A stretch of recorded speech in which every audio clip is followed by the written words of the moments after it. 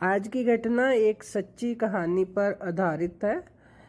रमेश चंद्र शर्मा का medical store, जो कि अपने स्थान के कारण काफ़ी पुराना और अच्छी स्थिति में था, लेकिन जैसे कि कहा जाता है कि धन एक व्यक्ति के दिमाग को भ्रष्ट कर देता है, और यही बात रमेश चंद्र जी के साथ भी घटित हुई। रमेश चंद्र जी पंजाब के खन्ना नामक शहर में एक मेडिकल स्टोर चलाते हैं।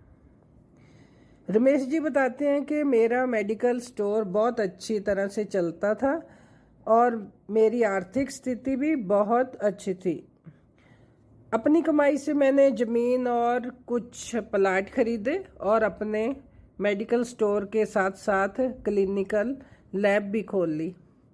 लेकिन मैं यहाँ झूठ नहीं बोलूँगा, मैं एक बहुत ही लालची किस्म का आदमी था, क्योंकि मेडिकल फील्ड में दोगुनी नहीं बल्कि कई गुना कमाई होती है। ज़्यादातर लोग इस बारे जानते नहीं होंगे कि मेडिकल प्रोफेशन में 10 रुपये में आने वाली दवा आराम से 70-80 रुपये में बिक जाती है। लेकिन अगर कोई मुझसे कहीं 2 रुपये भी कम करने को कहता तो मैं ग्राहक को मना कर देता। खैर, मैं हर किसी के बारे में बात नहीं कर रहा, सिर्फ अपनी बात ही कर रहा हूँ। वर्ष 2008 में गर्मी के दिनों में एक बूढ़ा व्यक्ति मेरे स्टोर में आया। उसने मुझे डॉक्टर की पर्ची दी। मैंने दवा पढ़ी और उसे निकाल लिया। उस दवा का बिल 560 रुपये बन गया। बूढ़े ने उसने अपनी सारी जेब खाली कर दी, लेकिन उसके पास सिर्फ 180 रुपये ही थे।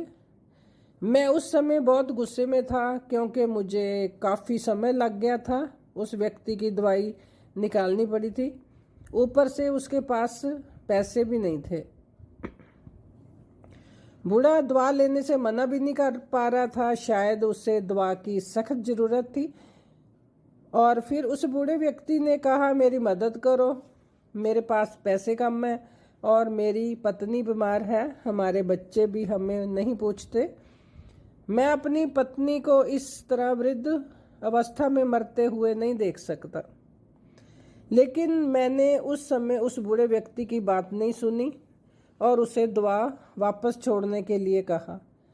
यहाँ पर मैं एक बात कहना चाहूँगा कि वास्तव में उस बूढ़े व्यक्ति की दवा की कुल राशि 120 रुपये ही बनती थी। अगर मैं उसे 150 रुपये में भी दे देता तो मुझे फिर भी 30 रुपये का मुनाफा हो जाता। लेकिन मेरे लालच ने उस बूढ़े लाचार व्यक्ति को भी नहीं छोड़ा। फिर मेरी दुकान पर खड़े एक दूसरे कस्टमर ने अपनी जेब से पैसे निकाल ले और उसे बूढ़े आदमी के लिए दवा खरीदी। लेकिन इसका भी मुझ पर कोई असर नहीं हुआ। मैंने पैसे लिए और बूढ़े को दवाई दे दी। समय बीतता गया और वर्ष 2009 आ गया। मेरे इकलौते बेटे को ब्रेन ट्यूमर हो गया। पहले तो हमें पता ही नहीं चला, लेकिन जब पता चला तो बेटा मृत्यु की कगार पर था। पैसा बहता गया और लड़के की बीमारी खराब होती गई। प्लॉट बिक गए, ज़मीन बिक गई और आखिरकार मेडिकल स्टोर भी बिक गया। लेकिन मेरे बेटे की तबीयत बिल्कुल नहीं सुधरी। उसका ऑपरेशन भी हुआ और जब पैसा ख़त्म हो गया तो आखिरकार डॉक्टरों ने मुझे अपने बेटे को घर ले जाने और उसकी सेवा करने के लिए कहा। उसके पश्चात 2012 में मेरे बेटे का निधन हो गया। मैं जीवन भर कमाने के बाद भी उसे बचा नहीं सका। 2015 में मुझे भी लकवा पैरालाइज हो गया और मुझे चोट भी लग गई। आज जब मेरी दवा आती है तो उन दवाओं पर खर्च किया गया पैसा मुझे काटता है, क्योंकि मैं उन दवाओं की वास्तविक कीमत को जानता हूँ। एक दिन मैं कुछ दवाई लेने के लिए मेडिकल स्टोर पर गया तो 100 रुपये का इंजेक्शन मुझे 700 रुपये में दिया गया।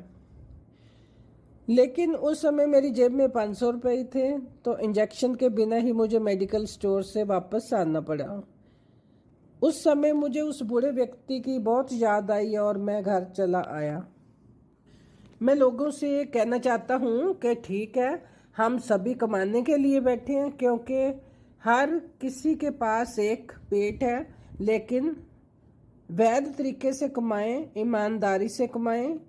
गरीब लाचारों को लूटकर कमाई करना अच्छी बात नहीं है, क्योंकि नरक और स्वर्ग केवल इस धरती पर ही है, कहीं और नहीं। आज मैं नरक भुगत रहा हूँ। जीवन शतरंज की खेल की तरह है। यहाँ खेल आप ईश्वर के साथ खेल रहे हैं। अगली हर चाल के बाद अगली चाल ईश्वर चलता है। कृपया इस पोस्ट को ज़्यादा से ज़्यादा शेयर करें। धन्यवाद। आज की घटना एक सच्ची कहानी पर आधारित है। रमेश चंद शर्मा का मेडिकल स्टोर, जो कि अपने स्थान